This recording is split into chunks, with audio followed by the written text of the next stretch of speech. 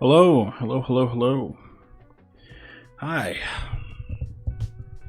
My name is Boss Bird, Big Boy, anything with a BB in it. I'm sure you can find a way to name me. But this is Too Late Talks. The time is now 12:50, and it is now too late for Too Late Talks. It's too late, some would say, for one of these. I'm doing this a little bit differently this time. Normally I'd have people, I'd kind of have a crew to kind of give me a little bit of assistance, a little bit of backup. Let me turn myself down a little bit here. Give myself a little bit of a backup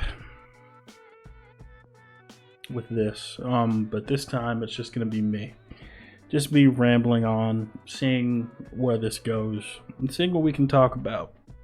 And if you enjoy it, please let me know. I'll do more solo talks in the future.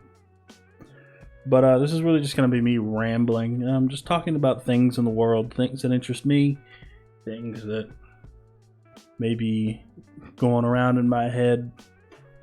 I don't know. Kind of a rant. But if you want to relax, listen to the music, and just kind of, if you're in your car, driving, you know, if you want to go to sleep, if you're using this to, I don't know, whatever you could be doing to relax, this is what this is for. One of my friends told me that they listen to this in the car, and it's pretty soothing. I like that, and that's pretty good, and that's cool, and I appreciate that. That's what it's for, and that's what I intended to do with it. But today was a little bit of a interesting day. Not just like physically for me. I had a lot of things I had to do earlier this morning. Got them done pretty quick. Grocery shopping, had to go across town to do some things. Pretty easy, but through driving, and I realized this, a lot of the times when I kind of wander in my mind, it's kind of just in places where noise should be. And it kind of takes over of just thought, like when I should be listening to music, I'm not. So I just start to think about a ton of things. And one of the things that interests me a lot, and this has interested me since I was a kid, was video games. Video games always interest me, no matter what it was, you know. I was always the kid who would be so excited to go over his friend's house and see if he can, you know, if we can play some video games and see what he's got. You know, we'd always compare video games, like, oh, I have Sonic Adventure, you know, like, oh, well, I have Contra. Like, oh, well, I have Super Mario Brothers 3. Like, oh, wow. I have Donkey Kong Country. Insane. And although those were kind of the golden years and the golden age, mainly because I didn't really know much about video games, but there are people who were in my position now back then. Like, people back then were super passionate about video games. Back in, like, I think 1980s, 90s, you know. And it's pretty crazy to think about, because if you were to look and see how open your world is with video games, and then have that type of perception back then, it'd be crazy, man. It'd be very crazy to think on how open your world would be. Like, not only is there an N64, but there's a SNES, there's a Super Nintendo 64, there was a Sega CD, there was like computer games. Like, I didn't get into computer games until I was about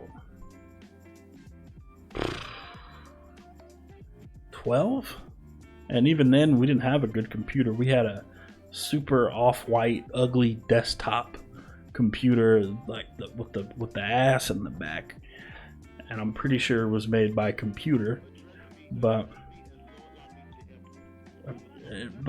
I didn't really know much about computers. And back then, I think, what was it, WoW and stuff was going on back then.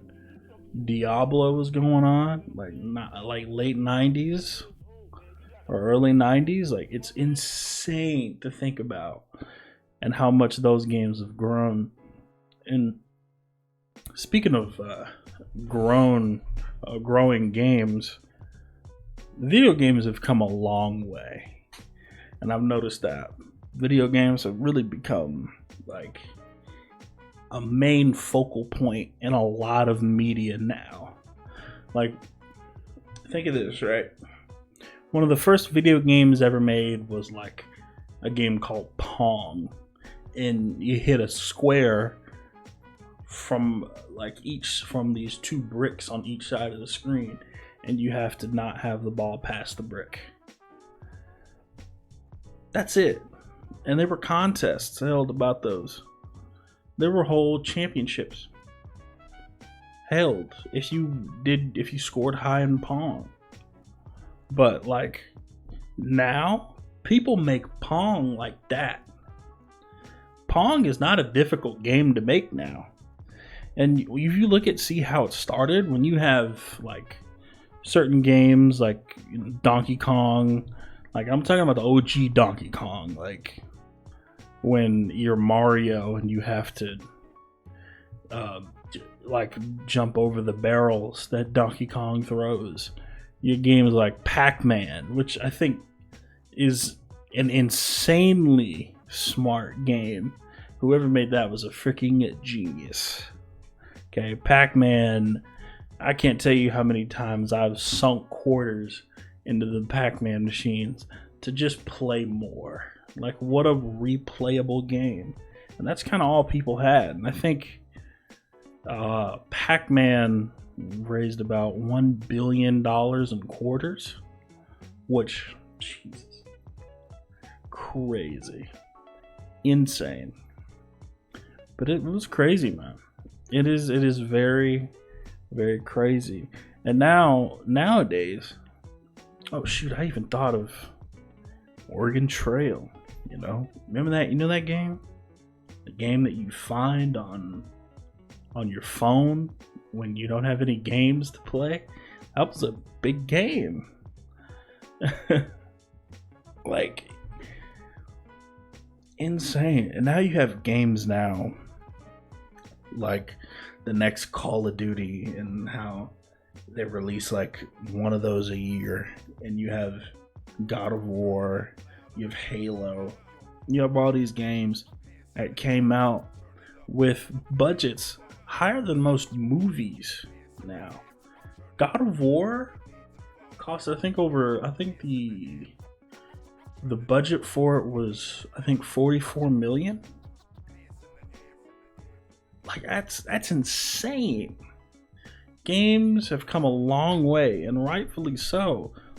When you have people who are constantly looking for the next best thing, they're going to want the next best thing, and people want to see and engage in the next best thing. We wouldn't have been playing Pac-Man if it's just Pac-Man. Like, we wouldn't have. Like, if Pac-Man was the same back then it is now, and that's all we've gotten, people wouldn't play video games as much anymore. But since we've kind of made this whole persona that better graphics and like the way everything looks and polished is better, it kind of, in a way, skewed our judgment of a lot of the games we tend to want to play. God of War, I don't know why I keep bringing up God of War, but God of War is a good example of, not only did it look good, right? It played good. The story was great. Like the world was incredible. Like the worlds we build now. Jesus, man. It's whole universes of worlds built in these little things we call discs. And it's so crazy, man. The crazy things that we do. And not just God of War. You have Halo for one, the Gears of War world. Shoot, you have the infamous world, Sly Cooper world, and even not even as far as like 3D games. You can go to 2D games like Cuphead and look and see how much time it took to sit down and create these little pieces of just amazing art to build a world, essentially. And to show how that's just really hit home, people love it, and they spend hundreds upon thousands of dollars trying to get copies of it. And I'm sure if there were some people out there who were to not spend money on it, they'd know somebody who would, And people look at it the same way they look at movies. When a movie's goal and a trailer for a movie is to get you hooked to go see the movie. Certain things like certain horror films or action films are meant to hook you to go see the movie. But we have games now that are, if not more engaging than movies. You're playing it, I think that's the big difference, and I think people don't understand that. Especially the older generation. I hate to say the older generation, but it kind of is the older generation. The people who didn't really, that video gaming wasn't mainstream. It was just kind of a thing people did on the DL, You didn't really see too many people playing video games. It was kind of like the small few. So it wasn't really that big of a deal. But now video games are one of the biggest deals out there, right next to movies. Millions of dollars in budget and prep time. These things take years and years to make. Like some games take 6-7 years just to get it out the door. It's insane how many video games there are to sift through. Like Grand Theft Auto, God knows we're gonna get another. The Rockstar games, we don't know when we're gonna get another Grand Theft Auto. Oh, gotta take a sip.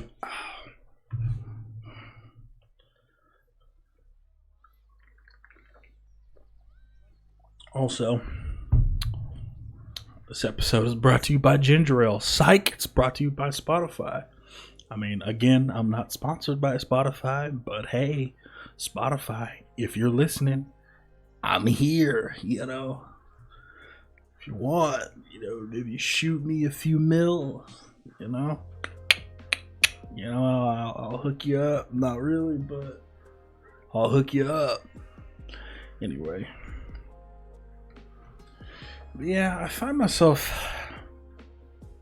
in a lot of thought these days, more about video games and just trying to understand them, and how a lot of people who play video games experience a much deeper connection with characters in games than characters in, say, a TV show or movie.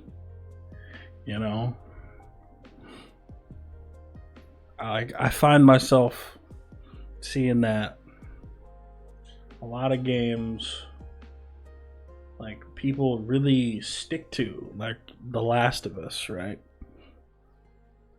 I know I've said a lot of PlayStation games, but there really isn't many. I don't want to shit on Xbox here, but there really isn't that many Xbox games to say, oh my god, I had a deep connection to such and such character besides Halo and Gears of War. Maybe what was it? What was that game? Quantum Break, that movie video game? Maybe that. But I don't know, man. But The Last of Us, the uproar that game caused because the story got leaked. And how many people turned it away strictly off what the plot said. And playing through the game, I get it. I can't sit here and say that I don't. You know, well, spoilers for people who haven't played the game. Spoilers, okay? hold on. Let me do this.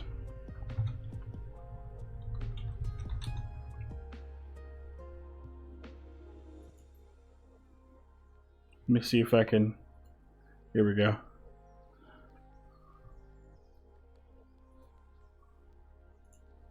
Here.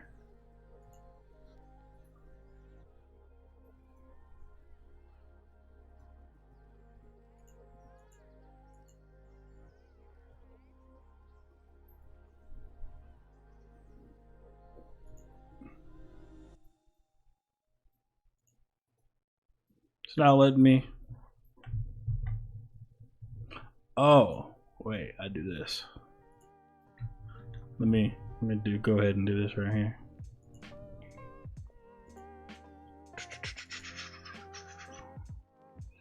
Then this.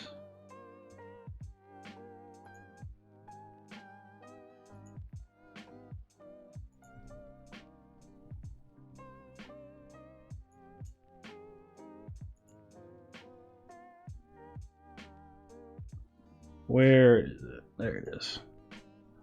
Put a big old spoilers right here. Spoiler. If you don't wanna, I'll put that up, and I'll leave that up till we're done. So, talking about The Last of Us 2, right? The game immediately starts off with this super gritty opening with Ellie, and the thing is, we don't know what's going on, right? We don't know. And the thing is, later in the story, it immediately hits you right in the gut. It's a gut punch for people who cared about Joel in The Last of Us 1. This is a gut punch, right? This is a lot grittier of a tale. And Last of Us 1 was pretty violent. Like, we can't sit here and say it wasn't. Like, Joel is literally smashing heads open on the ground and smacking them against walls, having them explode. Like, it's pretty gruesome. And it only gets more gruesome in Last of Us 2. But Joel dying, like, and it's not a clean death either. Boy, is it not. It's really not a clean finish, right? This thing is gruesome. And you're going to sit there and you're going to have to watch all of it. And it's hard to watch. It's hard to watch. For one reason is because you don't know if Joel and Ellie talked about what happened at the end of Last of Us 1. You don't know. So you're just like, what? No way. But it happens. And this is a revenge story. And to be honest, besides Joel telling Ellie what's going on, I don't think there's much story to tell with Joel anyway. Joel's whole character development was from Last of Us 1. And even though he was the main character, Ellie was the main focus. Right? This all hindered on her. You and Ellie traveling across the country to find the fireflies, to then conjure up a cure to save humanity. And she's the antidote. She's the antidote. Problem is, they have to kill her in order to make an antidote, because the cure is all around the brain, and they have to literally pick apart her brain and break it apart and tear it up to get an antidote. An antidote. People can go back living their lives. And by the way, if you wonder what I'm drinking, it is ginger ale mixed generously with raspberry tea. And it is one of the best things I've ever drank. Drink? Drunken. Drink? Is it drink or drunken? I think I'm gonna go drink. Drank. But anyway, back to The Last of Us 2, right? We have The Last of Us 1 being about Joel, right? Although the main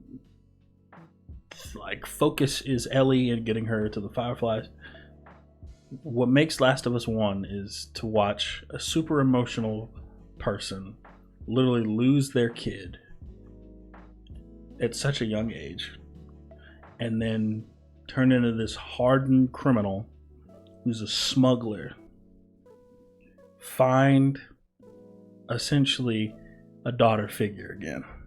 And it's obvious that Joel don't like that, right?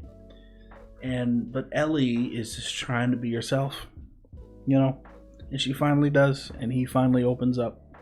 And it's like, maybe this is a daughter figure for him. That was the main crux of it, right? Other than that, there wasn't much going for Joel. Maybe with the ending of The Last of Us 1 and telling her what was going on, then other than that, I don't know where Joel as a character could have went. We already knew where his brother was. His family is gone besides his brother. We got Billy, but he's kind of off doing his own thing. We don't know where he is. He's not much of family. We had Tess, that's kind of like the mother figure, kind of, sort of. The mother, aggressive sister, I guess. But she dies. So we don't know, man. Other than that, there's not much places you could have taken Joel's character. His story is said and done. The rest is about Ellie. And as it should be, she's literally the cure for humanity. And what other way to get Ellie into a very aggressive and gritty role than to start a revenge story? If they were just happy-go-lucky family all the time, maybe, I don't know. Maybe they could have done something. Maybe. I'm not sure. I don't think they would have. But I digress. You had Last of Us 2, and you had them spark up a delicious revenge story.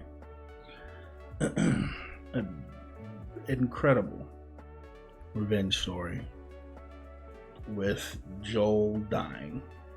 And although people probably don't like that, if you're trying to tell a revenge story, I don't see another way. Because people didn't care too much for Tommy, and that was kind of the last line of emotional support that we had, besides Joel. And if it was Joel and Ellie again, first off, Ellie is now like a grown woman now. And Joel is just an older, more angrier, grumpier, coffee drinking man. So Ellie goes and tries to track down the folk that killed Joel to make them feel what she felt in that helpless moment. And then you can see her slipping into insanity. She's literally going around killing folk on a whim because she feels that they need to feel what she felt. And unlike Joel, she hasn't been at it for years doing that. Joel spent, I think it was what, like 12 years? I think, I'm not too sure. I don't know. He spent years, though, doing that type of thing. Like, hold on, let me look. Let me go to Google here. How long did Joel and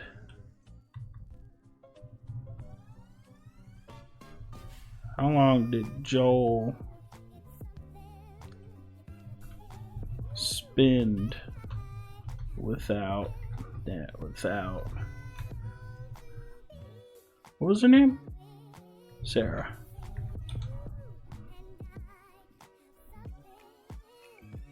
Yeah, it was 20 years.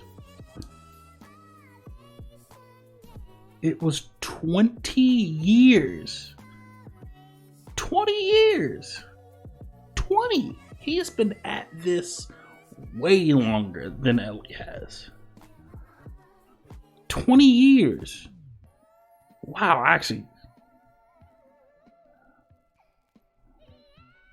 20 whole years. Joel being a smuggler. 20 years.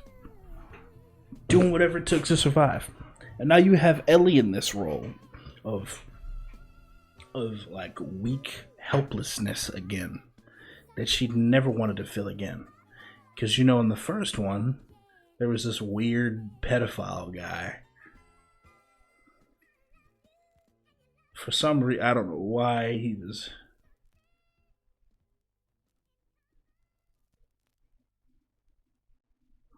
I don't know why he was doing the things he did, but weird pedophile guy. And that was a time where she felt helpless.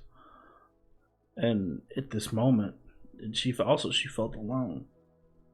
And Joel dying is like the ultimate hit for her, because it was just like he felt that was his daughter, she felt that was her dad.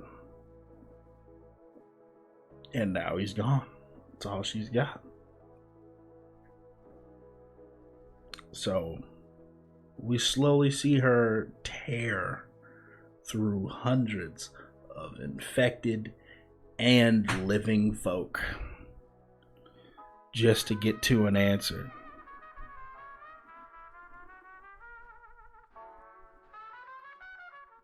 This song kind of heat.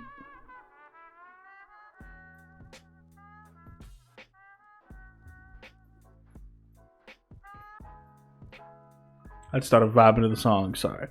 But during that time, we see her literally shaking in just pure fear of what she's doing. And she doesn't know whether it's right or wrong anymore. And we see that. Not only that, right? We see her deal with the fact that she's bringing along Dina, her best friend, who we later find out is pregnant, right? So she's got to cope with that on top of trying to find the killer of Joel. She was hell bent on doing it. And she was losing herself in the madness. You can tell she was shaking, like she couldn't sleep. Like she was freaking out. She had like PTSD from it all in the end. Like it was something that she never wanted to feel that way. And you can tell she didn't. You could really tell. Now, we rewind the clocks, right? We find out that the person who killed Joel was Abby. And at first, You understand? Hey, maybe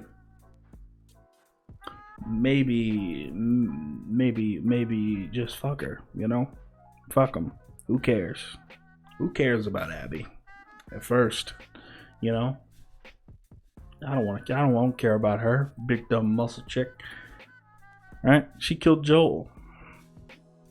Like, who cares? No one would care. All these people, fake. Superficial, and we don't care. But you realize that on the flip side, they've got the same situation going on. And although they took it to the extreme, we realize that Joel killed her father when they were trying to stop the procedure. When he was trying to stop the procedure, he killed her father.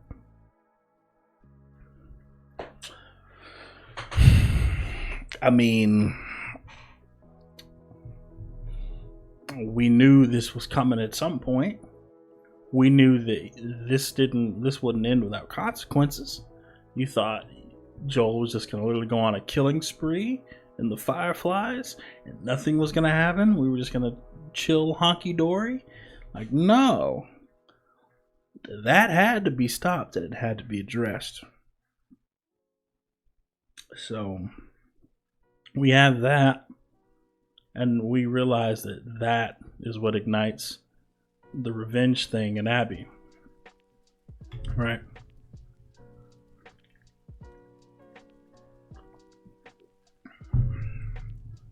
And what's crazy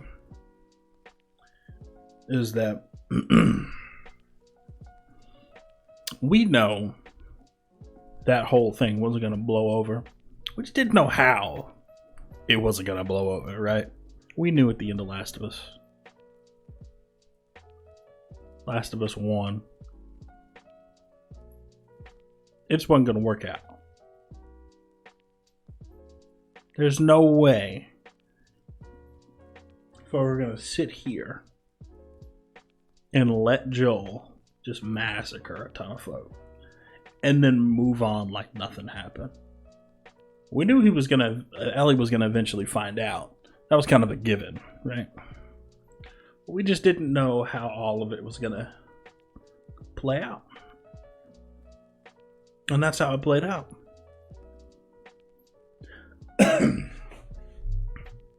It is crazy. It's very crazy to think that is what happened,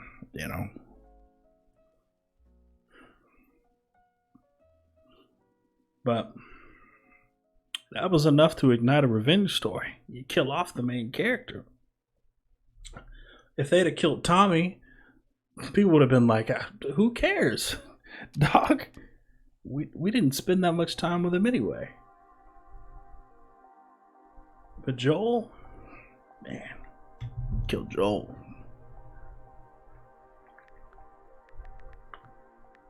It's a perfect revenge story right there. So she tears through, Ellie tears through everybody. We rewind the clocks back and now we play as Abby. Right? And we realize while we play as Abby, Ellie and her friends, Tommy, Joel's brother, is still looking and searching and trying to kill these people. And at first, you realize, like, oh man, they're the ones that's out there. That's crazy, Like, you hear from time to time your best friend Marco, I think that was his name, Marcos? I think. Marco? I think so. You hear from him that they're like, oh, did you hear? Like a ton of guys got taken out. Like you don't know what it is, but it's just like it took out a ton of our guys. I'm like, we don't know what's going on. And you realize it's just Ellie taking out a ton of folk. And you don't worry about it until you have to worry about it. until you encounter Tommy literally chasing after you with a sniper rifle and then kills one of your best friends, Marco.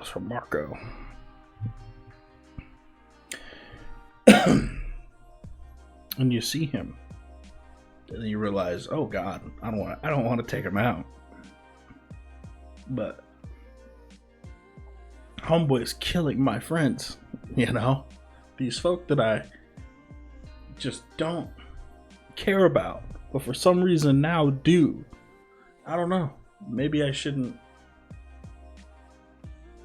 Maybe I shouldn't kill these guys. These decisions happen. And these feelings are constantly there, especially when you encounter Ellie later on and you beat the crap out of her.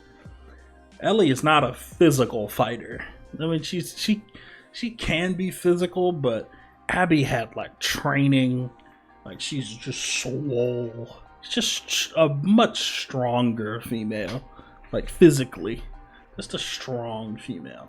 And then you encounter Ellie and understand all the messed up stuff she's done. Like, it's so crazy. It is. It's really, it's something to think about.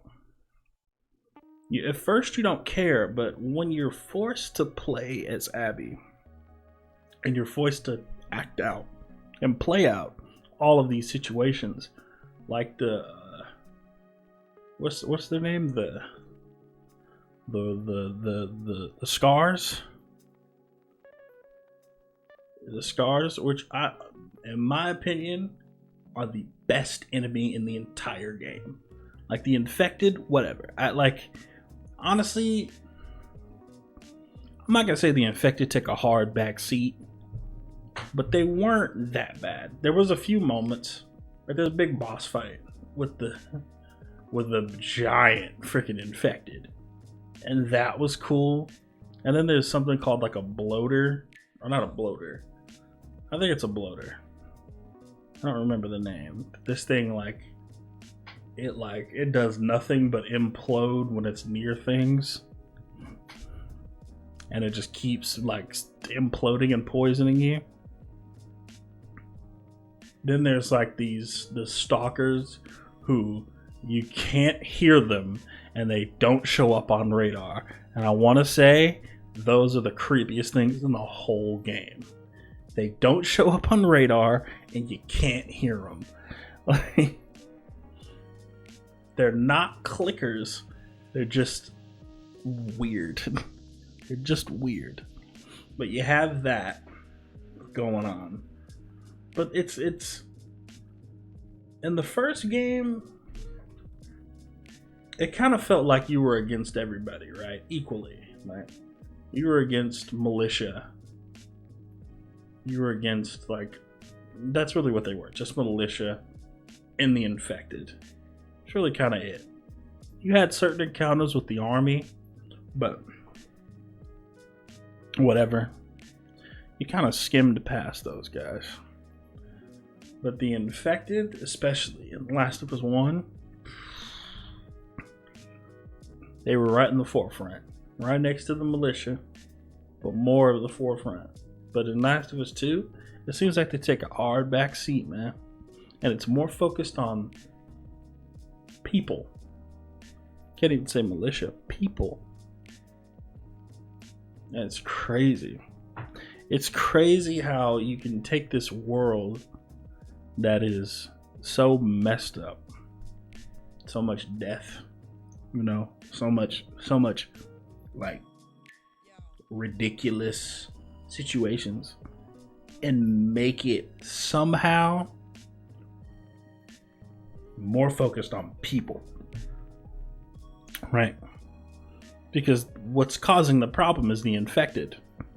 But in the game, it really feels like it's you versus militia folk who just constantly want you dead. It's crazy. So this whole like crusade that Ellie's going on is kind of It's ridiculous. And once you get to the certain parts with Abby where you know it's Ellie, and you realize in her shoes, in Abby's shoes, all these things that were going on about her friend being pregnant, and her best friend is like secretly attracted to her. And they had a weird sex scene going on. I'm not a fan of that. That was a little weird, but I mean, I guess. It was a little out of nowhere for a video game, but you know, I'm here for it. I'm here for a good time. But once you get to those crucial parts and the scars, oh my god, the scars! I can't stress you enough, like how cool the scars are. Like they whistle. They do these like certain whistles. They're like toot toot toot toot. I'm not gonna whistle on the mic, but. And like woo, like it's crazy the way they whistle to call each other, and they're like if they're about to snipe, it's like toot, and then they freaking shoot you. It's so cool, and they wear these like brown trench coats, which is cool too. And they got like these big swole folk who walk around with pickaxes. They can straight kill you with these pickaxes. Believe you me. Helga over here is ready to one-shot swipe you with a freaking pickaxe. Full unbreaking. Silk touch. For real. Getting diamonds. Like that's how she is. But to watch it all come to a head, right? Once to watch Ellie truly just leave it all. Abby's alive, Ellie's alive, and they have a kid. They have Dina's kid. Unfortunately, Dina's father, Jesse, he gets shot by Abby. I probably should have said that in the beginning, but yeah. Jesse is another one of her Ellie's friends who gets killed by Abby. And you almost think Tommy too, but he had the whole bullet came out the old eye situation, so... he survived, luckily. I thought Tommy was right behind Joel in like emotional care. So, man, it's really crazy. It really is. And just when you thought you were out, they pull you back in, or at least Tommy does. Tommy's out here like, I've found a lead. You said you were gonna end this, no matter what. And they said they seen a woman, right? Built like a linebacker.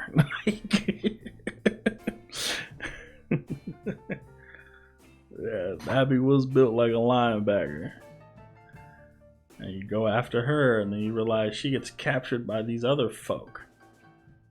These other crazy folk, and they literally starve her and beat her. And then you find her. She's got her hair gone. Her muscle is gone. Like she was there for months. Half a year. Insane. And then it comes to a head where you got Ellie forces her to fight her. And they both nearly kill each other. Because out of the sheer stuff that happens to them beforehand. But man, what a fight. What a fight. What a time to just not be either one of those characters. Because at the time I was like, dude, I don't want to be Ellie. I don't want to be Abby. I don't want them to fight. But if I was to choose, I'd kind of want to go Abby.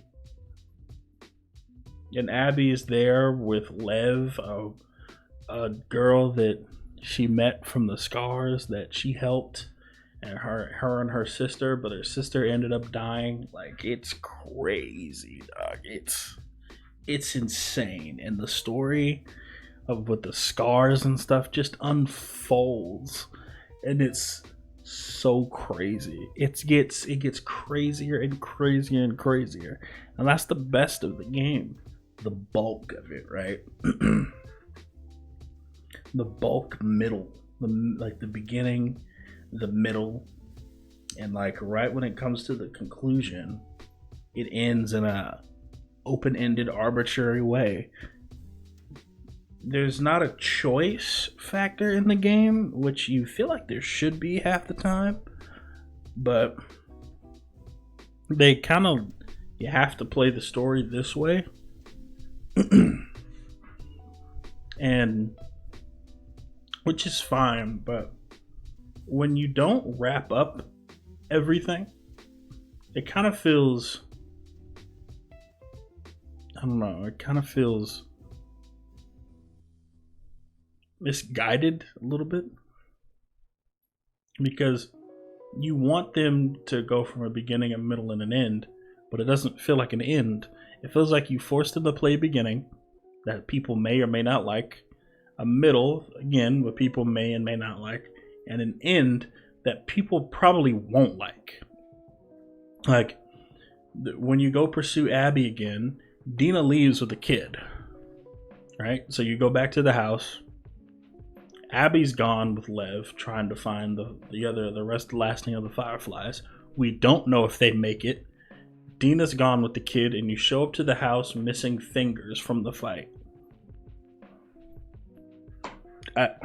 And then after that, Ellie just walks off. Nothing else. We don't know what Tommy's doing. Nothing else. And that was a bad ending for everything to have wrapped up like that.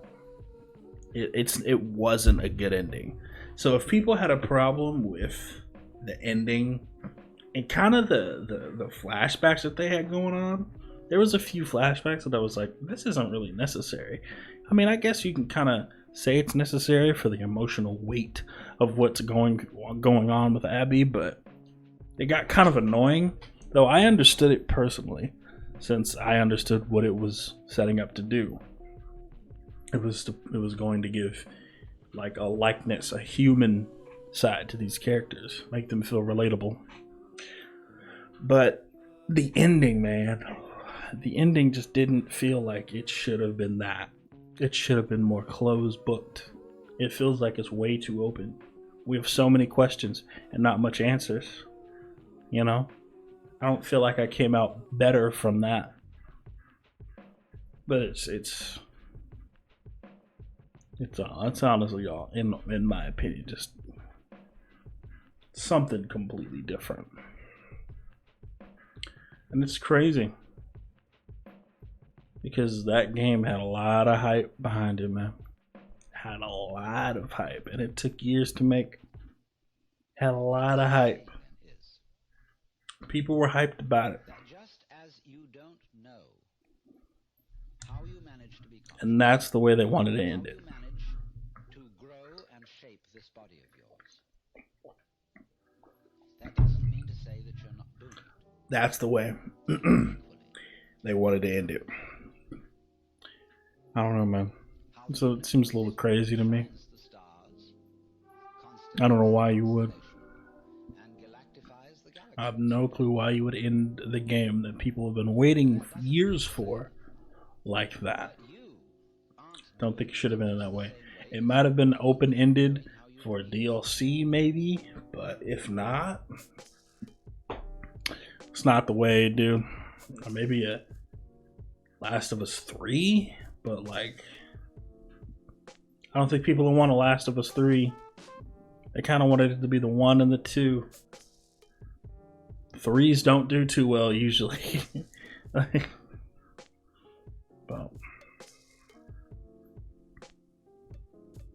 it's a mixed bag.